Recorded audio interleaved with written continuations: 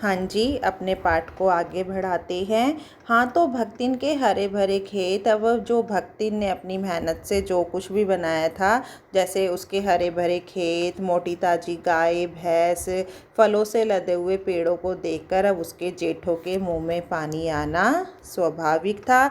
वो जो है उसकी संपत्ति पर जीभ फेरना चाहते थे, हाथ मारना चाहते थे, उसे जो है अपना बनाना चाहते थे। इन सब की प्राप्ति तो तभी संभव थी जब जो उनके भाई की बहू है, यानी कि जो भक्तिन है, वो दूसरी शादी कर लेती। परंतु भक्तिन ने अपने पति की मृत्यु के बाद दूसरी शादी नहीं करी। वो वहीं रहकर जो है अपना जीवन व्यतीत कर रही थी। पर जन्म से खोटी भक्तिन जो है, चाहे भक्तिन ने अपने जन्म के बाद अपने जीवन में कितने भी दुख ही क्यों ना देखे हों, वह जो है अपने जेठों की भकाई में नहीं आई, बल्कि उसने अपने क्रोध से पांव पटक कर आंगन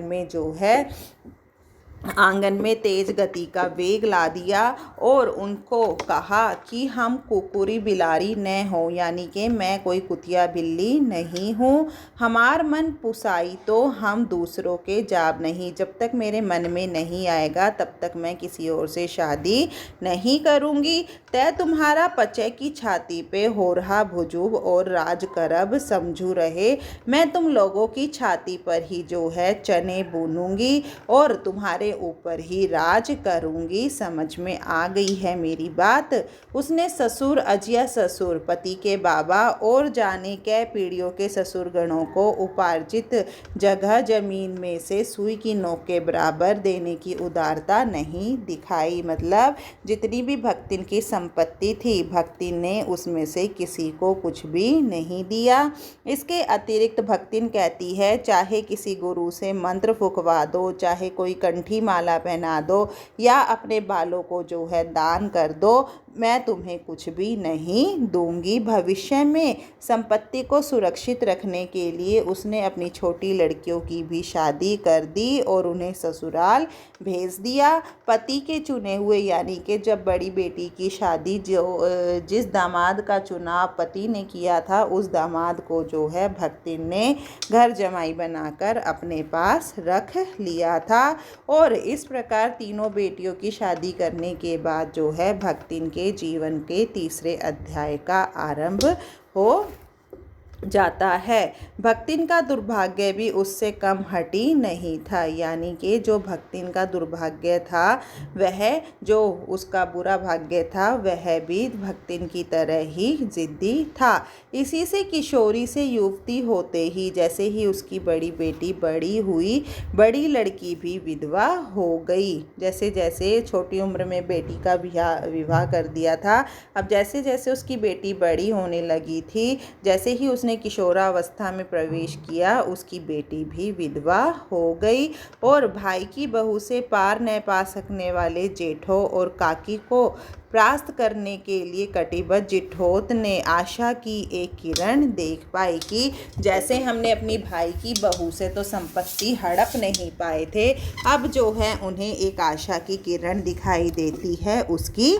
बेटी। विधवा बहन के गठबंधन के लिए बड़ा जिठोत अपने तीतर लड़ाने वाले साले को बुला लाया। अब क्या था कि जेठ चाहता था कि जो भक्तिन की बेटी है उसकी शादी उसके निठल्ले, यानी कि खाली घूमने वाले, तीतर लड़ाना मतलब इधर उधर खाली घूमना, कोई काम न करना, निकम्मे व्यक्ति के लिए जो है यह मुहावरा प्रयोग किया जाता है।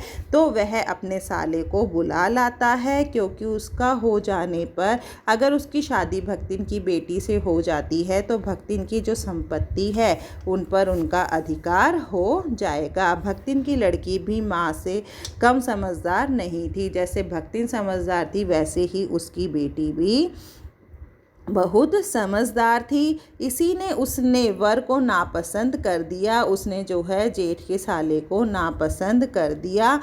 बाहर के बहनोई का आना चचेरे भाइयों के लिए सुविधाजनक नहीं था। यदि भक्तिन अपनी बेटी की शादी किसी और से करती है तो वह घर वालों के लिए अच्छा नहीं था, वह उसकी संपत्ति हड़प नहीं सकते थे। अतः यह प्रस्ताव जहाँ का तहाँ रह गया। तब वे दोनों माँ बेटी खूब मन लगाकर अपनी संपत्ति की देखभाल करने लगी। मान न मान मैं तेरा मेहमान की कहावत को चरितार्थ यानी कि सच कर दिखाया और वर के समर्थक उसे किसी न किसी प्रकार पति की पदवी पर अभिषिक्त करने का उपाय सोचने लगे। यानी कि जो भक्तिन के जेठ थे वह सोचने लगे कि किस प्रकार जो है मैं अपने साले की शादी भक्तिन की बेटी से करवा सकूं। परंतु भक्तिन की बेटी जो है इस शादी के लिए तैयार नहीं हुई। आगे है, एक दिन माँ की अनुपस्थिति में वर महाशय ने बेटी की कोठरी में घुसकर भीतर से द्वार बंद कर लिया। उसके समर्थक गांव वालों को बुलाने लगे। यानी कि भक्तिन की बेटी को बदनाम करने की यहाँ कोशिश की गई कि जब भक्तिन घर में नहीं होती है तो वह युवक उसकी बेटी के कमरे में चला जाता है। अहीर युवती ने जब इस डकैत वर की मरम्मत कर कुंडी खोली तब पंच बेचारे समस्या में पड़ गए। यानी कि भक्तिन की बेटी ने उसे खूब मारा पीटा। तीतरबाज युवक कहता है कि वह निमंत्रण पाकर भीतर गया और युवती उसके मुख पर अपनी 5 उंगलियों के उभार में इस निमंत्रण के अक्षर को पढ़ने का अनुरोध करती थी। यानी कि वो तीतरबाज साला कहता है कि मुझे भक्तिन की बेटी ने ही घर में आने के लिए कहा था और भक्तिन की बेटी कहती है कि अगर मैं इसे बुलाती तो मैं इसे मारती पीटती क्यों। अंत में दूध का दूध पानी का पानी करने के लिए पंचायत बैठी और सबने सिर हिलाकर इस समस्या का मूल कारण कलयुग को स्वीकार किया। अपीलहीन फैसला हुआ कि चाहे उन दोनों में एक सच्चा हो चाहे झूठा हो, पर जब वे दोनों कोठरी से निकले तब उनका पति पत्नी के रूप में रहना ही कलयुग के दोष का परिमार्जन कर सकता है।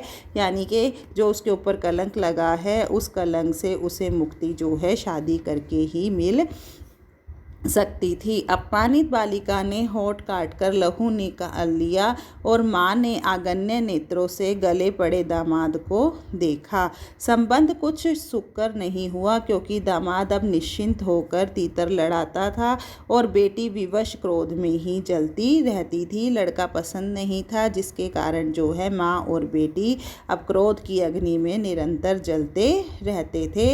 इतने यत्न से संभाले हुए गाय ढोर खेती बाड़ी और पारिवारिक द्वेष में ऐसे झुलस गए कि लगान अदा करना भी भारी हो गया। यानी कि जो उन्होंने कर्जा लिया था फसल उगाने के लिए और अपने पशुओं को संभालने के लिए अब उस लगान को समाप्त करना भी भारी हो गया था। सुख से रहने के लिए कि कौन कहे। अंत में एक बार लगान न पहुँचने पर जमींदार ने भक्तिन को बुलाकर दिन भर कड़ी धूप में खड़ा रखा।